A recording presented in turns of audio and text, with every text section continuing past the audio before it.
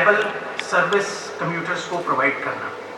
Safety के point of view से हम लोगों ने सारे प्रिकॉशंस लिए।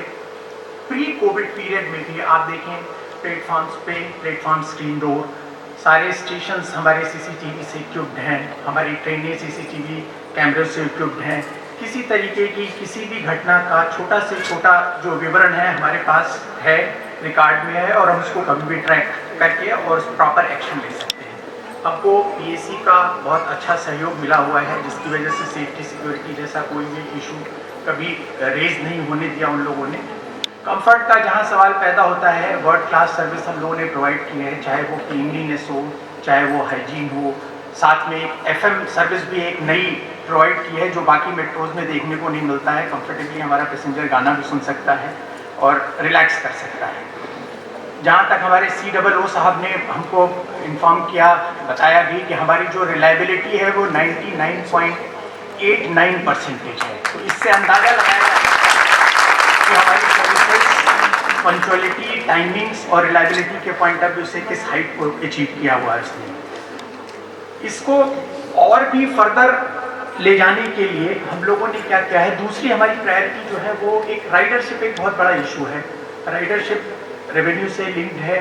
किसी भी सर्विस की सस्टेनेबिलिटी के लिए बहुत ज़रूरी है कि हम जो सेवा दे रहे हैं उससे हम कुछ अर्न भी करें।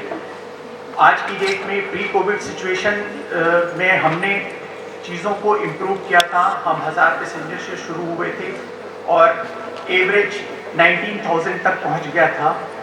फर्दर कोविड में चीज़ें बिगड़ी हैं, लेकिन हमने 39,000 की हाइट को भी एक अचीव किया था। 5 से 7 लाख पर डे की हमारी रेवेन्यू अर्निंग थी। बट इस सिचुएशन को हम पूरी तत्परता से फेस कर रहे हैं और इसको इम्प्रूव करने की कोशिश कर रहे हैं। उसके लिए हम लोगों ने कुछ मेजर्स लिए हैं।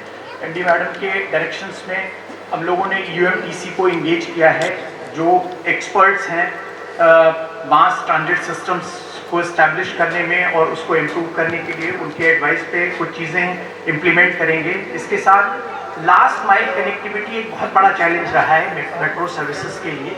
उसमें हम लोगों ने एक नए मूव्स लिए, ई-रिक्शा, ई-साइकिल्स का इंट्रोड्यूस किया। फीडर बस सर्विसेज को भी लाने की कोशिश कर रहे हैं, उसके लिए भी EOI हम लोगों ने कॉल की है। एक और नया इनिशिएटिव लिया हम लोगों ने, वो बेसिक उसका पर्पज है राइडरशिप और रेवेन्यू से ही लिंक्ड है। बर्थडे सेलिब्रेशंस के लिए हम लोगों ने ट्रेन्स को ऑफर किया, उसको भी हम रेंटल पे देते हैं। फिल्म शूटिंग्स के लिए हमने अपनी ट्रेन्स को ऑफर किया।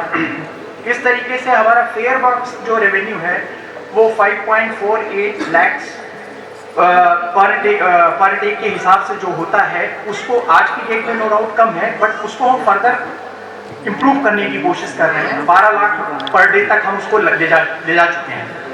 दूसरा हमारा जो रेवेन्यू का एक बहुत बड़ा सोर्स है वो नॉन फेयर बॉक्स है, जो बड़ा इंकरेजिंग है। जब हमने शुरू किया था तो एक साल में 16 लाख के आसपास आया था, जो आज की डेट में हमारी revenue earning non fair box से 8.36 करोड़ है।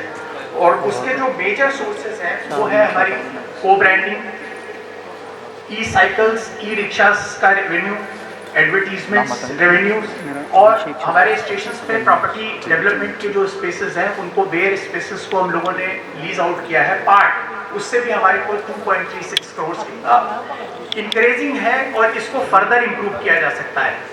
मैडम ने शुरू में हम लोगों को एक डायरेक्शन दी। हम लोगों ने ई चार्जर्स के लिए भी स्टेशन में स्पेस प्रोवाइड किया है, पार्किंग्स के लिए भी प्रोवाइड किया है, और उसी तरीके से एक हमारे पास मॉकअप ट्रेन है जो यहीं डिपो में रखी हुई है, उसका भी कैसे कमर्शियल यूटिलाइजेशन हो। कहने का मतलब यह है कि इसके पीछे जो हमारा इंटेंशन है वो बड़ा क्लियर है कि हम अपने ईच एंड एवरी थिंग्स को कमर्शियली एक्सप्लॉइट करके जितना भी पॉसिबल